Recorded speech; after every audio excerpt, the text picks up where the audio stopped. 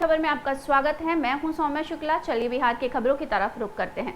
प्रशांत किशोर ने भागलपुर से अपनी उद्घोष यात्रा की शुरुआत की, जो बिहार विधानसभा चुनाव 2025 को ध्यान में रखते हुए जातिगत जनगणना, रोजगार और भूमिहीनों के मुद्दों पर केंद्रित है। वो इस यात्रा के माध्यम से लालू यादव, नीतीश कुमार और मोदी पर निशाना साध रहे हैं और उनका लक्ष्य जनता से सीधा संवाद स्थापित कर अपनी पार्टी को मजबूत बनाना है और 2025 के चुनाव में अपनी दावेदारी मजबूत करनी है। बिहार विधानसभा चुनाव की सियासी तपिश के बीच प्रशांत किशोर प्रदेश के अलग अलग जिलों में 50 जनसभाएं संबोधित करेंगे। भागलपुर में प्रशांत किशोर ने सीएम नीतीश कुमार पर जमकर निशाना साधा। उन्होंने कहा कि नीतीश कुमार 2025 में कभी सीएम नहीं बन पाएंगे।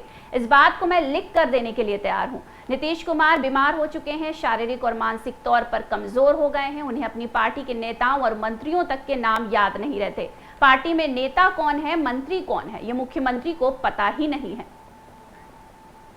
जो उपचुनाव, कई लोगों ने कहा कि इनकी मुट्ठी खुल गई, तो निश्चित तौर पर मैं उनमें से नहीं हूं जो जबरदस्ती का बात करता है। उपचुनाव के जो नतीजे आए वो निश्चित तौर पर हमारी अपेक्षा के अनुरूप नहीं आए, लेकिन जब वो मुट्ठी खुली, जिसको लोग कहते हैं मुट्ठी खुल गई, तो मुट्ठी में क्या दिखा कि 11 दिन पुराना दल 10% वोट लेकर बिहार में आए।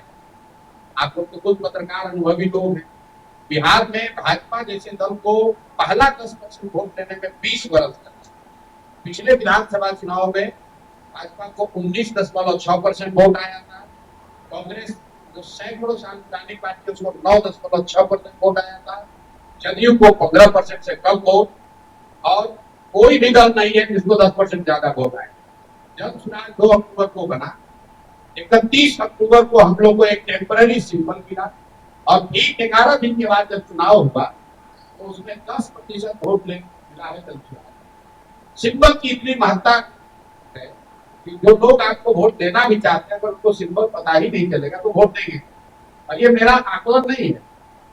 उसी उपचुनाव के बाद एक और उपचुनाव हुआ दिसंबर में, जिसमें सिंबल पर नहीं, प्रत्याशी के नाम पर वोट हुआ, एमएलसी।